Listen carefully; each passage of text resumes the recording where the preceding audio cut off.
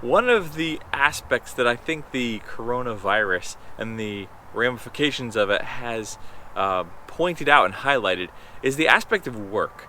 We've talked a lot about work, essential workers, non-essential workers, how much we should be working, what work actually qualifies. And hopefully this has been an opportunity of reflection. I've been thinking about this for several weeks now.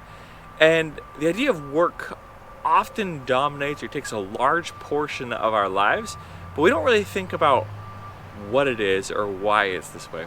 We've even heard some people talking, and rightfully so, about that going to work is putting their lives on the line. It's risking their lives. We're blessed to live in an age and a day and time that few times we think about going to work as risking our lives. That usually we assume that we're going to go to work and we're going to come home uninjured, maybe a little bit more fatigued, but in good shape. But this is a fairly recent phenomena. In fact, if you look back 100 years ago, work was much more dangerous. And the reality is there's still a lot of very dangerous jobs that exist today. That we live and exist in a world that there are some that are risking everything every single day. The reality is for all of us is that work is part of our lives, and that as we go and spend, whether that's 6 or 8 or 10 or 12 hours in a day working, that as we give up those hours, we are giving up a part of our life that we will never get back. That those hours, we are literally spending our lives for work, to provide value for others and to provide value for our families. And that is part of what we're giving up. And sometimes in those aspects of work, we're being asked to give up much more than just a part of our lives. There are times and there are jobs that we are asked to risk everything. That we are asked to lay potentially everything on the line to provide value. Many of us have done or are currently doing jobs that have that threat, that have that risk looming over your head. Certainly those in the military experience this. I was privileged to work in the tree industry for a number of years, which is the second most dangerous industry in the United States. And there's a piece of it when you go to work, you know that hopefully you'll come home in one piece at the end of the day. And there were certainly days that were more of a reminder of that than others, that you understood how fragile life was, that you understood how much you were laying on the line to provide for your family and to provide for others. The reality is that all of us give portions or the entirety of our life to provide for our families, to provide for each other.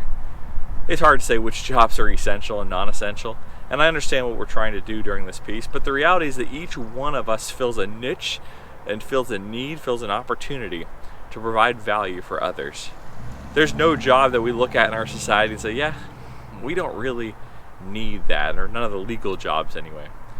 That we look at it and we say, whether that's driving a truck, whether that's providing internet services, whether that's providing medical care, that we're all giving of ourselves and something of ourselves every single day.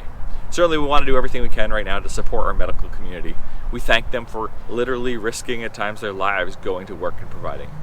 We want to thank those who are staying home and they're sacrificing days and hours of their life that they'll never get back.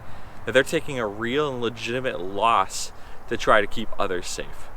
We want to thank those who every single day are putting it out there. That they're getting up, they're making the deliveries, they're building the homes, they're writing the code, they're keeping our small businesses open, they're even feeding us. That they're giving of their lives so that we could live ours. Work is part of our existence.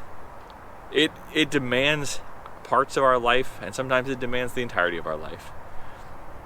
But we do so for others, and we do so for our families. In fact, in Ecclesiastes it says that whatever our hands find to do it with everything you have, or do it with all your strength, or all your might. That as we work, that we're working to God. We're working to give God the honor and the glory. So I want to thank all of you that are out there working. I want to thank you, those of you who are working jobs that currently are considered essential. I want to thank you that are in jobs that are not considered essential. Because what you do matters. It matters to everyone else around you. It matters to your family. And through it you can honor God. Yes, there's a risk that comes with it.